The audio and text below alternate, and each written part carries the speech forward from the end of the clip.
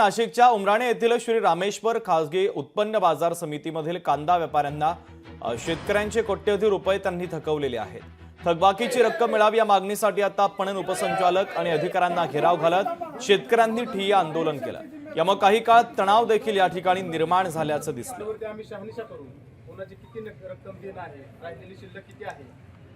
पैसे मिळाले नाही आम्हाला, देतो असं करून आतापर्यंत लुटून आणलं, पण आता लोटणं हे मुश्किल आहे दादा।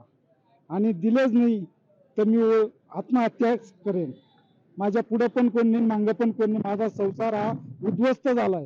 2 वेळा रिक्वेस्ट केलं की त्या व्यापाऱ्याला इथे माल खरेदी करू देऊ नका, पण खंडू काका स्वतः त्याला पाठीशी घालतो आणि या सर्व शेतकऱ्यांचा कशी पाठ लागेल असं प्लॅनिंग काकाचं आहे। आणि मी काकावर वैयक्तिक आरोप करत नाही, तर हे सर्व शेतकरी हे सगळं जे 6 महिने थांबवलं तर हे फक्त खंडू काकांनी थांबवलं, नाही तर आम्ही आमच्या सोयीने गेलो असतो। सर्व कामकाजाची तपासणी केली, त्यानंतर काही शेतकऱ्यांनी आम्हाला भेटण्यासाठी इच्छुक आहे असा निरोप दिला।